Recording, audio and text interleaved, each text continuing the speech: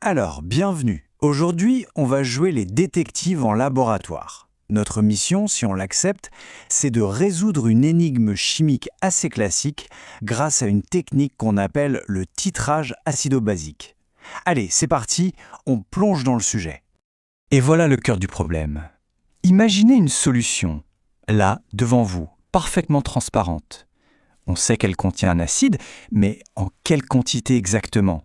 À l'œil nu, c'est absolument impossible à dire. C'est précisément là que notre enquête commence. Et ça, c'est un problème fondamental en chimie. Avoir une fiole remplie d'une solution, c'est bien, mais si on ne connaît pas sa concentration précise, sa force en quelque sorte, eh bien elle est quasiment inutilisable. Et ça va bien au-delà du labo, hein. C'est crucial pour contrôler l'acidité d'un jus de fruits dans l'industrie ou même pour vérifier la qualité de l'eau. Il faut donc une méthode fiable pour quantifier tout ça.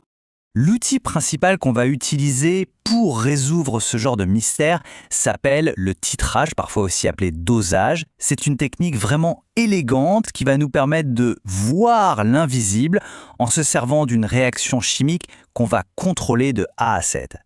Donc, le principe au fond est assez simple. On prend notre solution mystère, qu'on va appeler la solution titrée, et on va y ajouter goutte à goutte une autre solution dont on connaît parfaitement la concentration, c'est la solution titrante. C'est un peu comme organiser une confrontation très contrôlée pour forcer l'inconnu à se révéler. Et voilà à quoi ressemble notre poste de travail. On y voit les outils essentiels de l'enquête. En haut, ce long tube en verre gradué, c'est la burette. Elle contient notre solution connue, la titrante.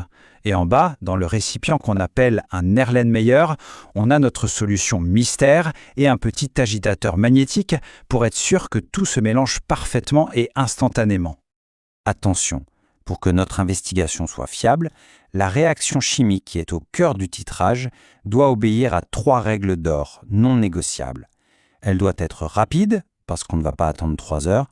Elle doit être totale, pour que tout ce qui doit réagir réagisse complètement. Et enfin, elle doit être unique, pour être certain qu'il n'y a pas d'autres réactions parasites qui viendraient fausser nos résultats.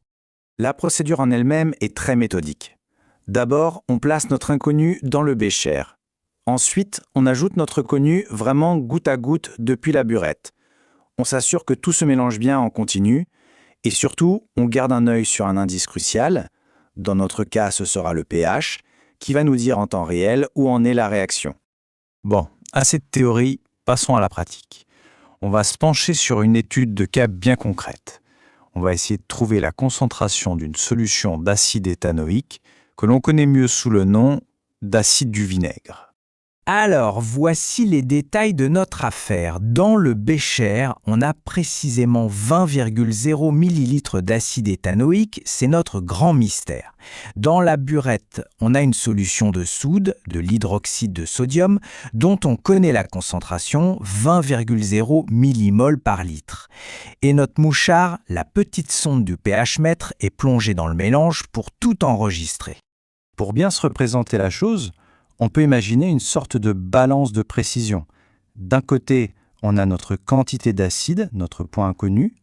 De l'autre côté, on va ajouter très précisément des petits poids connus de base jusqu'à ce que la balance soit parfaitement à l'équilibre. Et c'est ce moment précis d'équilibre qui va nous donner la clé de l'énigme. Pendant l'expérience, bien sûr, on collecte des preuves. Ce tableau, c'est notre carnet d'enquêteur. Pour chaque millilitre de base qu'on verse, on note scrupuleusement la valeur du pH. On voit déjà que le pH grimpe petit à petit, ce qui est tout à fait logique puisqu'on ajoute une base pour neutraliser un acide. Et maintenant, le moment un peu magique, si on place tous ces points de données sur un graphique, l'histoire de notre réaction prend forme sous nos yeux. On obtient cette courbe très caractéristique en forme de S, c'est la courbe de titrage. C'est le récit visuel de notre expérience et quelque part sur cette courbe, bien en évidence, se cache la solution de notre énigme. L'indice le plus important de toute notre enquête se trouve sur cette courbe.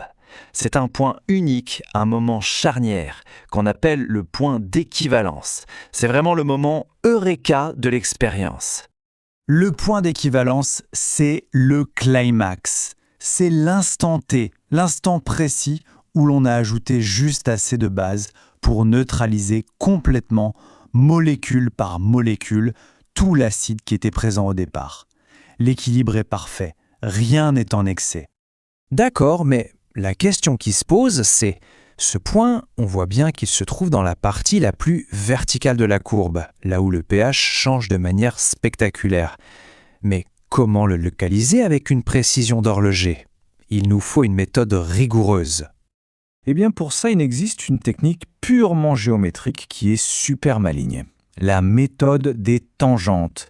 C'est une astuce qui nous permet de pointer avec une exactitude redoutable le centre de cette partie très raide de la courbe.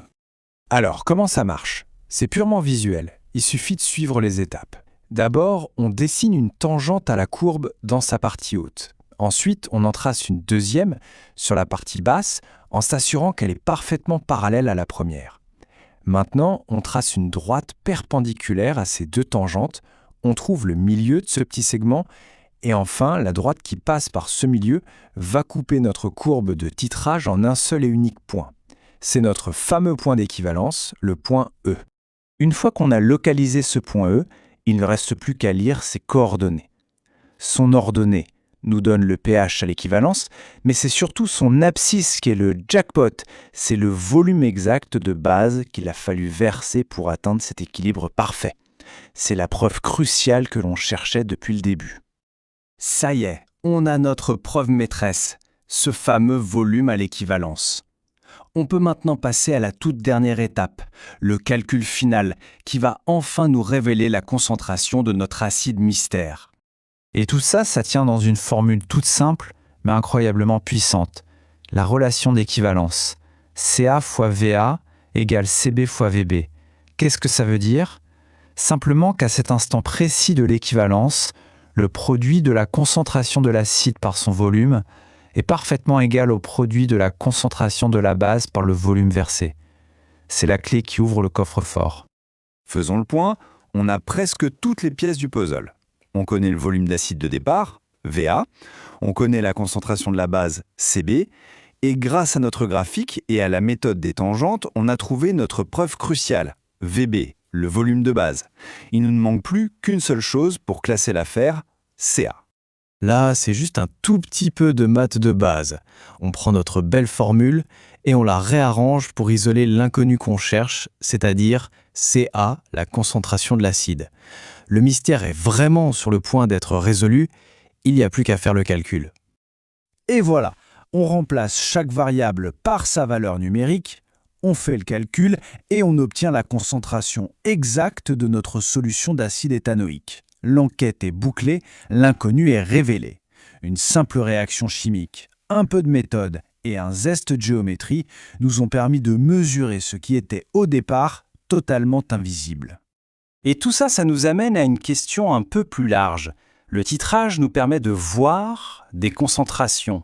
Mais quelles autres merveilles, quelles autres propriétés cachées au cœur de la matière est-ce que la chimie peut bien nous permettre de découvrir et de quantifier? Le monde de l'invisible est plein de secrets qui n'attendent qu'à être percés.